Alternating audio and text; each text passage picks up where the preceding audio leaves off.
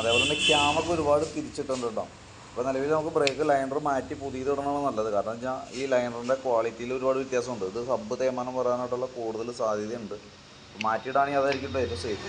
അതേപോലെ വീലിൻ്റെ റബ്ബർ സെറ്റുകൾ മൊത്തം പൊട്ടി കിടക്കുന്നുണ്ട്, അതൊന്നും മാറ്റിയിടാം. അതേപോലെ വണ്ടി നമ്മൾ ഓടിച്ച് നോക്കുമ്പോൾ നമുക്ക് ഈ കാല് വെച്ചാണ് ഫുട് റെസ്റ്റിൻ്റെ ഭാഗത്ത് നമുക്കൊരു ചെറിയ ഷെയ്ക്കിങ് അനുഭവപ്പെടുന്നുണ്ട്. അത് ഈ സസ്പെൻഷൻ്റെ ബെയറിങ് കംപ്ലയിൻറ്റ് വന്നിട്ടാണ് ആ പ്രോബ്ലം കാണിക്കുക. അത് അഴിച്ച് കഴിഞ്ഞാൽ സിങ്ങാം ബെയറിംഗ് എന്ന് പറയും.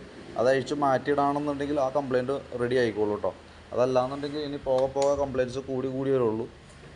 സിങ്ങാം ബെയറിങ്ങിൻ്റെ കംപ്ലയിൻ്റാണ് മെയിനായിട്ട് അത് കാണിക്കുന്നത് കേട്ടോ. അതേപോലെ തന്നെ എയർ ഫിൽറ്റർ നമ്മൾ ചെക്ക് ചെയ്യുന്നുണ്ട്. നല്ല ഫിൽറ്ററാണ് കിടക്കുന്നത്. കമ്പനി ഫിൽറ്റർ തന്നെയാണ്, ഹോണ്ടയുടെ ഒറിജിനൽ ഫിൽറ്റർ തന്നെയാണ് നമുക്കത് കിടക്കുന്നത്. അത് നമുക്കൊന്ന് തുടച്ച് ക്ലീനാക്കി റീസെറ്റ് ചെയ്താൽ മതി. ബാറ്ററി നമുക്കിത് ഇരിക്കുന്നത് 2023 മോഡൽ ബാറ്ററിയാണ് ആംറോണിൻ്റെ. നമ്മൾ ബാറ്ററി ചെക്ക് ചെയ്യുന്ന സമയത്ത് 12.89 വോൾട്ട് കിട്ടുന്നുണ്ട് നമുക്ക്. ബാറ്ററി ടെസ്റ്റിലേക്ക് കൊടുക്കുന്നുണ്ട്. ബാറ്ററി ടെസ്റ്റിലേക്ക് കൊടുക്കുമ്പോൾ നമുക്ക് ഇതിനകത്ത് ഓക്കെ ആയിട്ടാണ് കാണിക്കണേ. നിലവിൽ കംപ്ലയിൻറ്റോ കാര്യങ്ങളൊന്നുമില്ല. വാറണ്ടി പീരീഡിലുള്ളതാണെങ്കിൽ കൂടി ജനറൽ സർവീസിനകത്ത് ഇത് ഉള്ളതും ബാറ്ററി ടെസ്റ്റ് ഉള്ളത് കൊണ്ട് നമ്മളത് ചെയ്യണമെന്നുള്ളൂ കേട്ടോ. എഞ്ചിൻ ഓയിൽ ചെക്ക് ചെയ്യുന്നുണ്ട്. ഓയിൽ മാറേണ്ട ടൈം ആയിട്ടുണ്ട്. ഓയിൽ കൂടുതൽ നമ്മൾ മാറ്റി വിടുന്നുണ്ട്. പിന്നെ അതേപോലെ ഫ്രണ്ട് വീലിൻ്റെ ഭാഗത്തേക്ക് വരുമ്പോഴത്തേക്കും ടയറിൻ്റെ ഭാഗമൊക്കെ ഓക്കെയാണ്, ക്ലിയറാണ്, വേറെ പ്രോബ്ലം ഒന്നുമില്ല.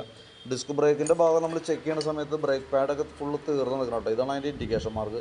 അപ്പോൾ പാഡ് സെറ്റ് മാറ്റേണ്ട ടൈം ആയിട്ടുണ്ട്. അതേപോലെ തന്നെ കാലിപ്പറിൻ്റെ ബ്രാക്കറ്റ് യൂണിറ്റ് നമ്മളൊന്ന് അഴിച്ച് ഗ്രീസ് ചെയ്യുന്നുണ്ട്. കൂട്ടത്തേക്കടെ ഈ റബ്ബർ സെറ്റ് ഇത് വികസിച്ച് പോയിട്ടുണ്ട്. അപ്പോൾ നമ്മൾ അതുകൂടി ഒന്ന് മാറ്റിയിടുന്നുണ്ട്. പിന്നെ സ്പാർക്ക് പ്ലഗ് നമുക്ക് നമ്മൾ കിടക്കുന്നത് പ്ലഗ് പുതിയ പ്ലഗ്ഗാണ്. നമുക്ക് ക്ലീൻ ആക്കിയിട്ടൊന്ന് റീസെറ്റ് ചെയ്താൽ മതി.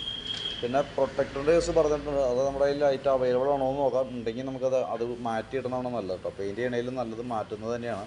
ഐറ്റം ഉണ്ടെങ്കിൽ നമ്മൾ അതും കൂടി ഉൾപ്പെടുത്തി നമുക്കത് മാറ്റിയിട്ടാൽ കേട്ടോ. അപ്പോൾ നിലവിൽ നമ്മളിപ്പോൾ ഇത്ര ചെയ്യുന്ന വർക്കിൻ്റെ ഒരു എസ്റ്റിമേറ്റ് നോക്കിയിട്ട് അതിൻ്റെ ഡീറ്റെയിൽസ് ഒന്ന് വാട്സാപ്പിലേക്ക് ഒന്ന് ഷെയർ ചെയ്തിട്ടേക്കാം. അപ്പോൾ നോക്കിയിട്ടൊന്ന് റിപ്ലൈ ഇടണം കേട്ടോ.